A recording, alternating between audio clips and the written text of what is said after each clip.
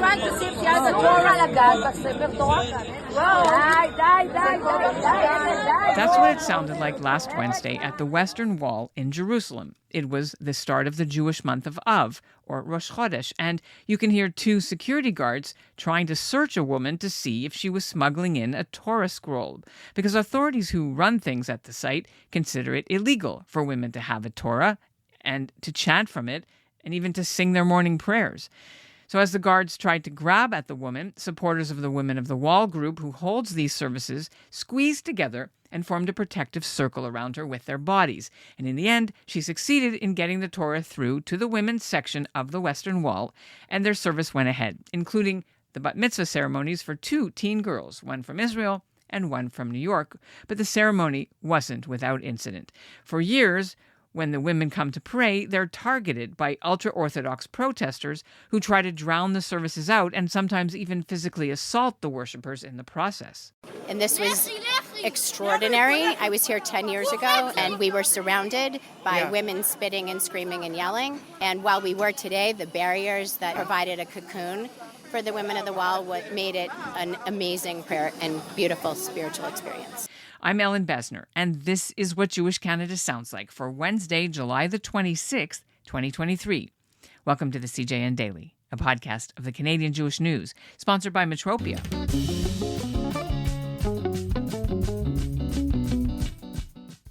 For years, the women have been attempting to expand the right to hold egalitarian worship at the Wall, not just Orthodox Judaism, and they've taken their battle to the Israeli courts. And now they've won a small victory. A Jerusalem judge has ruled local police can no longer search the Women of the Wall so invasively.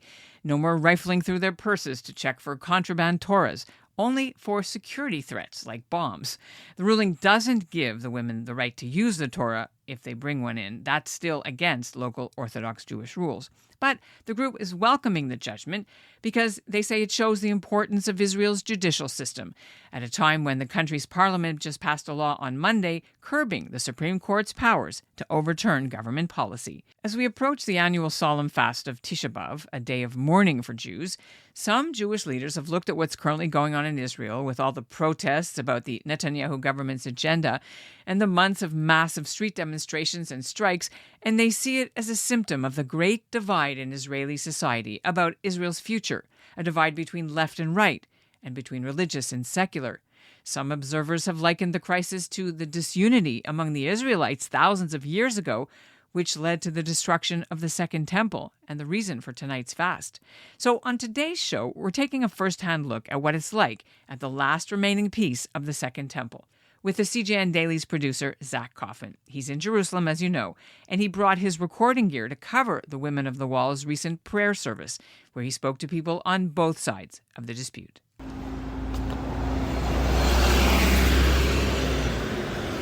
Hi, Ellen. Hi, CJN Daily listeners.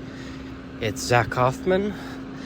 I'm walking in Jerusalem on Aza Street. It's 6:30 in the morning. And I am on my way to join the Women of the Wall. And there are often thousands and thousands of Haredi, ultra-Orthodox protesters who come and try to disrupt their prayer service.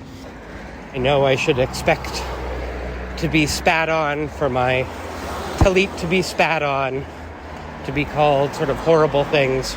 I've never been in a position where, just for being a Jewish person who wants to worship, you have thousands of people screaming at you foul things and spitting on you. I met up with a group of students from the conservative yeshiva, a Jewish learning center where I've been studying for the past month. We had to speed walk through the narrow streets of the old city to get there in time.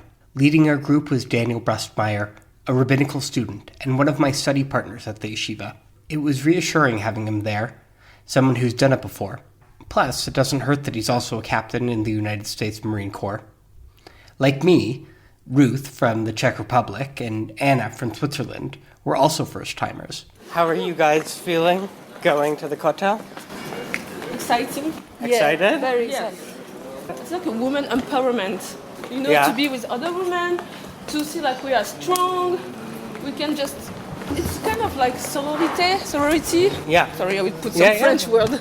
We got to the Western Wall complex and passed through the security checks. Okay. I've just gone through security. And now I'm on my way to the women's section. You can already hear the whistles trying to drown out the women trying to pray.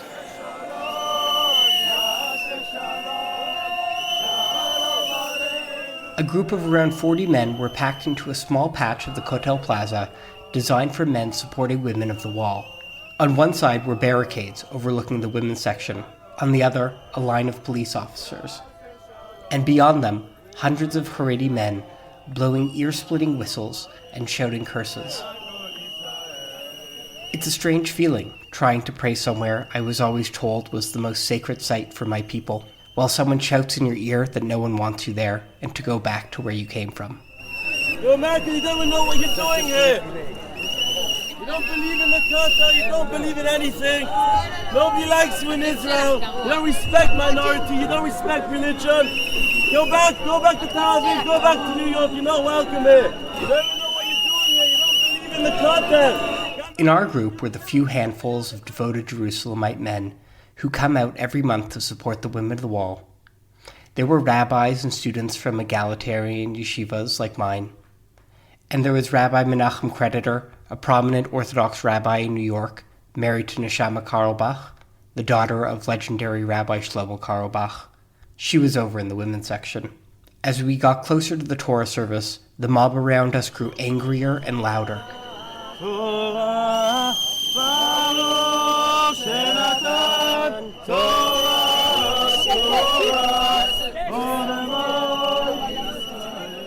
Down in the women's section, things weren't much better. 2 girls were celebrating their Benot Mitzvah. Maya, from New York, and Cleo, from Israel, stood and read from a Torah that had been smuggled into the women's section at 4 a.m. in the morning so that they could read from it. Crowds of Haredi women surrounded the Women of the Wall group. They hurled shoes at the Bar Mitzvah girls, spat at them and their families, and would later fling red juice onto their new white prayer shawls as they left the Kotel Plaza. But like so many generations of Jews before them, no amount of hate was going to drown out their devotion to Torah.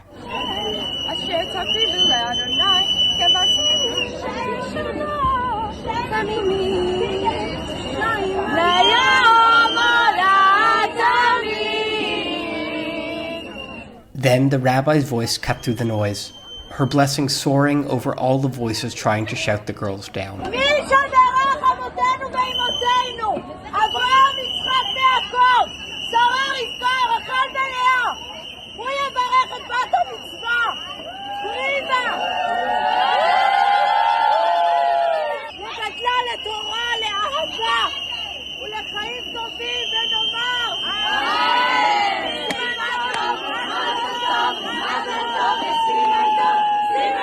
The women danced with the Bar Mitzvah girls and their families.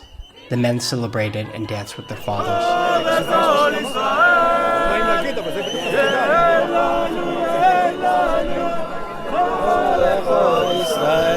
A contingent of teens affiliated with the Noam Youth Group, part of the Masarti or conservative Jewish movement, drove down 2 hours by bus from Kibbutz Hanaton to be at the Kotel for 7 a.m. to support the Women of the Wall. The first one I spoke to, Roy Lapidus, said his father's family actually comes from Winnipeg. Have you been here before? Yeah, I've been here 3 times. Yes. How does it feel to be here? Does it scary?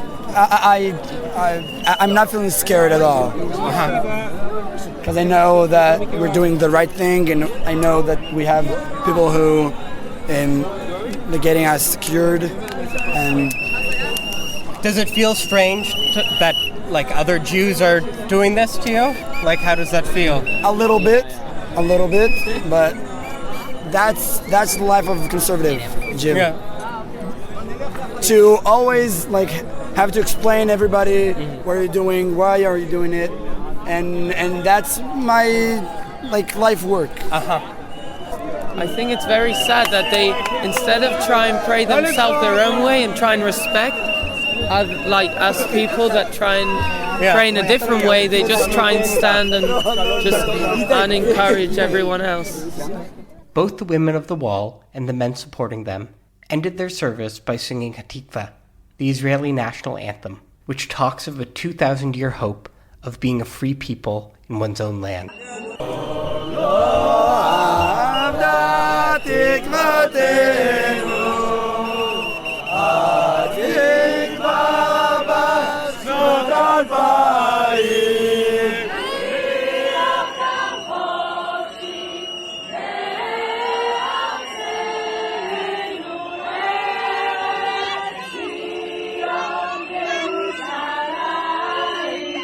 As the crowd dispersed, a young Haredi man, part of the group trying to shout down the women of the wall, approached me. He said his name was David, that he grew up in Brooklyn, and he wanted to know how the group I was with could think that they were respecting the Torah when they were so clearly violating it. We're saying that they're singing that we got the Torah, but I'm saying the Torah is laws, right? It's not just like some general idea, right? It's Torah, we have it. We can you go look at it, you go read it, right? It has all the laws and it says it. So how says what? I mean, it says all the laws that we have. What laws are you talking about? That women can't pray at the Kotel?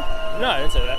So let's say to keep Shabbat and to get married and stay married. You don't only marry one person, right? Right. And keep kosher. Yeah. In general, these people don't believe in it, right? They're not religious. They don't. I mean, not only they're not religious, they believe not like that. They believe that their way is the right way and our way is the wrong way. I don't think personally that they think your way is the wrong way, but they want to be able to do their way.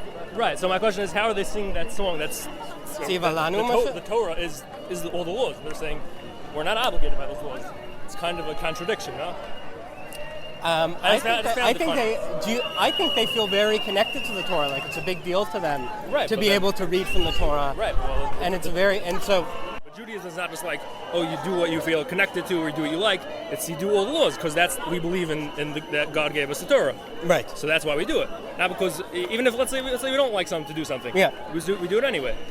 But the Reform movement in general, they don't believe that the Torah came from God.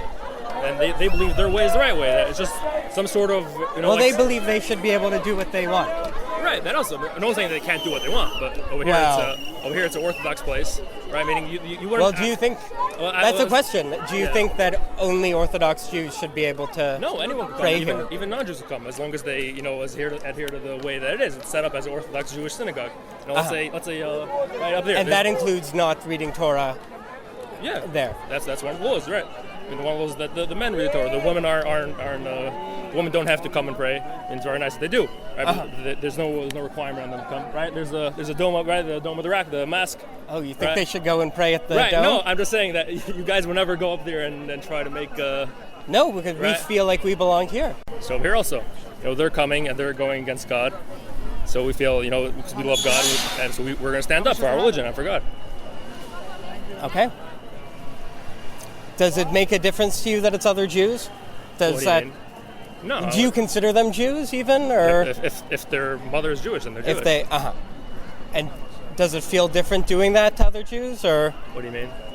Like trying to stop them doing what they see as their tefillot and connecting to Hashem. Does that? As opposed to what? As opposed to non-Jews, as opposed to anyone else. Does it feel like, as other people in Am Yisrael, does it? I would say it's a little bit worse because they're coming to a religious place and they're trying to make it not religious. Now, they wouldn't say it's not religious. They would say that this is what they think but then again, this is what it is. This is what their Masorah is. Well, it's not their Masorah because their Masorah was invented, right? Meaning until 300 years ago, there's no such thing as Reform, right? I think you know that? Well, different... I think there have always been minority opinions, people doing different things. Right, but there was the Reform movement as known today is a new movement invented about a couple hundred years ago. Until a couple hundred years ago, there's no such thing as a community saying, we're Jewish and we believe in this religion, but which is not to keep the Torah and follow the Jewish laws. There's no such thing as that. There were Jews that assimilated, there were Jews that converted to Christianity. There's no such thing as a Jew that would go and say, this is Judaism and I'm following it, and the religious people are wrong and I'm right. That's a relatively new thing. But there were certainly different communities who followed different opinions about one is more chumrah, one is more lenient. Not necessarily until the last couple hundred years.